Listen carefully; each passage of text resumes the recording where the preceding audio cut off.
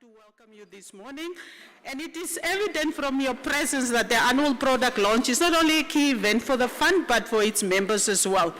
And on behalf of the RMA Board of Trustees, the management and staff of Prosperity Health, please accept our sincere appreciation to each one of you for making time out of your busy schedule to come and celebrate this memorable event with us. My name is Lydia Chimana, and I'll be directing the program this morning. Moving to our lineup this morning, we have a very exciting lineup. We'll have the first official remarks of the welcoming remarks. It will be delivered by RMA Board of Trustees, Mr. Peter Katzmeier, followed by the industry overview presented by Mr. Tiaan Serfontein, Managing Director of Prosperity Health. Moving to the fund operational overview presented by Mrs. Esther McLeod, RMA Principal Officer, bringing us to the highlight of the morning, which is the 2023 product presented by Mr. Bertus Struwig, CEO of Prosperity Health, bringing us to the last but not least item on the agenda, which is the vote of thanks, presented or delivered by Mr. David Chaumbe, RMA Board of Trustees as well. Without any further ado, ladies and gentlemen, please let us welcome Mr. Peter Katzmeier.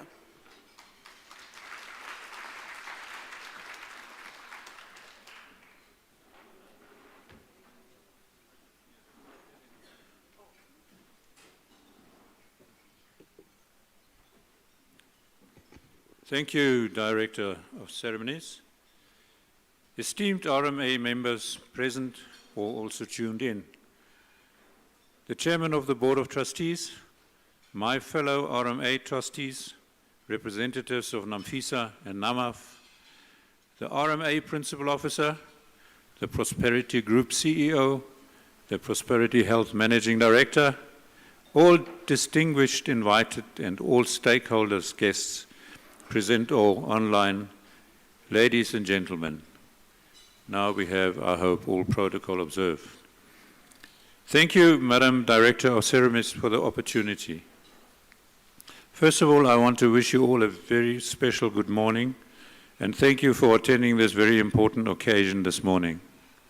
It is a great honor for me to stand here today and to welcome you all to the 2023 RMA product launch.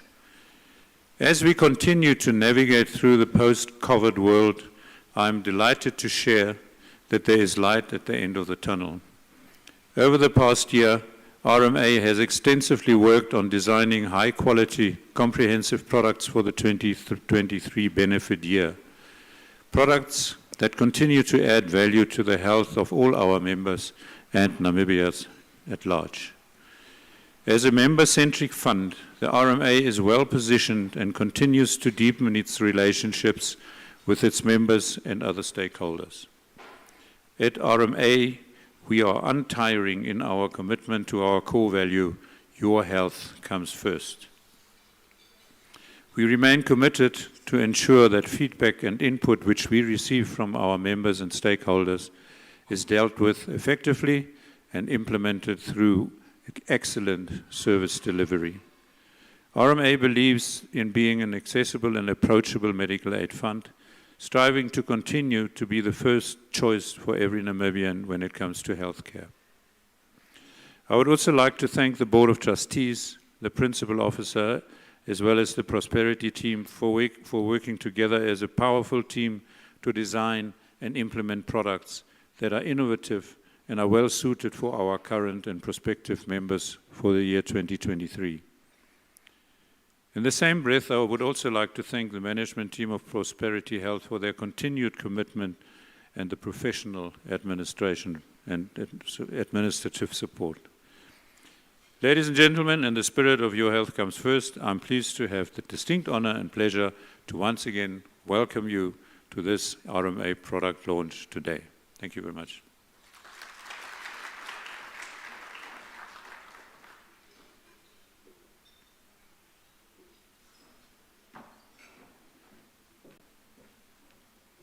Mr. Katzmeier, thank you very much for the warm welcome. According to the second quarter industry report, medical aid funds continue to experience a high increase in claims since 2021. In terms of this report, 100.25% of the total contributions collected for the second quarter has been used to defray claims. To give us more information on the industry overview, please let us welcome Mr. Tiaan Serfontein.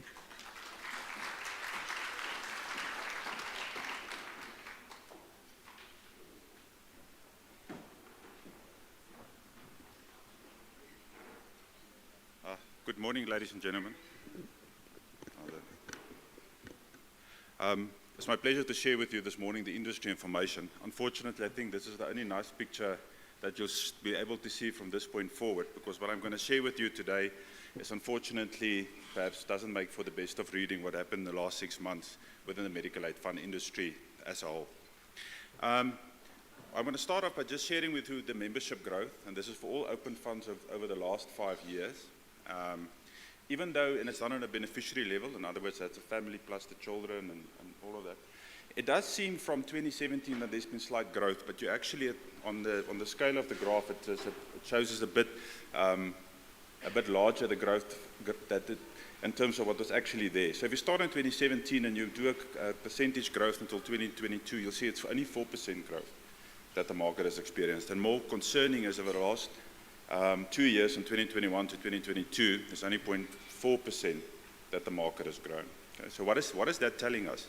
It's probably a proxy for what's happening in the economy at the moment. You know, there's no growth, not a lot of appointments at employers. So the medical aid fund population, open fund population, in other words, members subscribing to open funds, have been quite constant. And this is an important issue I just think you would need to remember going forward, because in a sense, it's telling us that the population that we're servicing from an open fund medical perspective has stayed the same. There's been no growth over the last couple of years. We're going to look at a couple of other graphs in comparison to the fact that the market has basically been constant. Okay. Now, the next one is the loss ratio, and this is where the picture really starts to be concerning for us. This is done on the NAMFISA report, so that's our regulator, gives out on a quarterly basis, gives out information. So we've taken that industry information, a representative of all open funds that we've seen. And you'll see in 2017, the claims for loss ratio was just under 80%, which is healthy. So that means for every $1 that you receive, we pay out roughly about 80 cents, and the balance of that amount can be taken into reserves. And that's where the funding basically saves for a rainy day. So 2017 to 2019, this thing started to increase slightly, and then 2020 with COVID, the whole picture starting to change quite drastically for us going forward. And you'll see now the concern was in 2021 when we reported back, on that back of that poor COVID experience that we had May to July, the claims was roughly touching 100%. In other words, for every Namibian dollar you receive, you paid out $1 Namibian dollar. 2022, the situation changed quite drastically. And this information is only reported for the first 6 months of 2022, so one needs to see it in that context. It was for the first 6 months. And that is up to 110% now. So that is saying all medical aid funds, open funds in Namibia, has been paying out significantly more than the contributions that they've received. Now, the shortfall had to be made up of reserves. So that's the money that you've saved over a period of time that you now need to go and use in order to pay claims for the first 6 months of this year. And that's what medical aid funds in essence is. You know, you've got a kitty of money that you put away for a rainy day that you then can go and start and use. The concern that we've picked up within the first 6 months, however, is the rate and the significant impact that reserves has been diminished within the first 6 months of this year. So you'll see 110% for this year. Just from a claims perspective, I just want to touch on this quickly. Last quarter of this year, you'll see the contributions has been 1,980 paid out.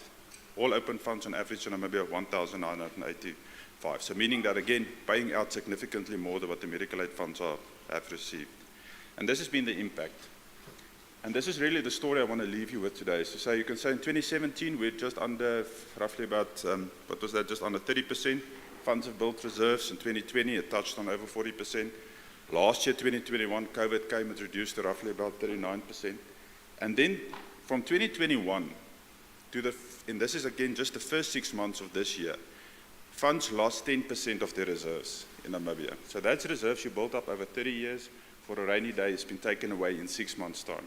And that is a significant impact. You see, unfortunately, from an open fund perspective, down to 29%, and that is slightly up, 4% up from the 25% which the regulator is putting forward as a requirement. So that's quite a significant impact that we've seen this year, and we'll get to one or two things that we think has been driving it.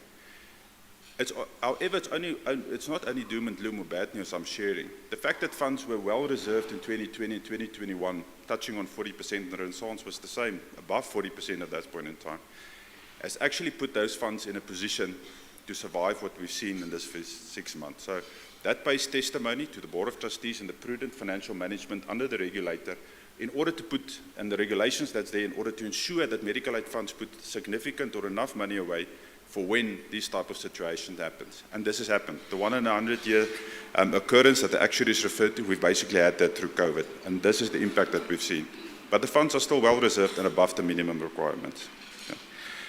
Looking at the last quarter, so that's quarter 1, 2022. So that was end of March until end of June. So this is this year. You'll see the funds, total fund assets in the Namibian environment, 2.17 billion. That reduced in 3 months to 1.97 billion. So that was roughly 200 million that was taken out of reserves in the last 3 months only. And the total asset base, in other words, that's the collective investments that all the medical aid funds had, in all terms of the reserves, reduced by 9.23%. So that's significant changes that we've seen in the market. Okay. Very briefly just on COVID, the reporting period is April of 2021 until, 2021 until April to June 2021 versus 2022 April to June. You see last year for that reporting period, 80 million that was paid out to COVID.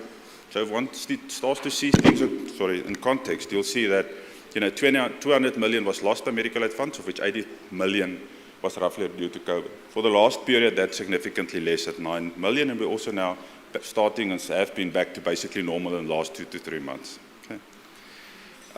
Now, just touching on one or two things that we think is driving this significant increase in the cost that we're seeing. The first is that, coming back to our first slide, the population is under open funds have been the same for the period of time. In other words, there's been no new or younger members being employed in order to ensure that the cross-subsidization is correct. And what this graph is showing you, and we're only focusing on the right-hand side, that's benefits paid out for chronic members. You can see year on year, each one of these layers within the graph is represents a following year. Every year, the percentage of chronic members have been increasing from 2014. 2014, we're roughly 16%, of all medical aid fund members, 16% had chronic conditions. 2022, we're sitting on 30%. And that is because the same population is getting older and there's no new or little growth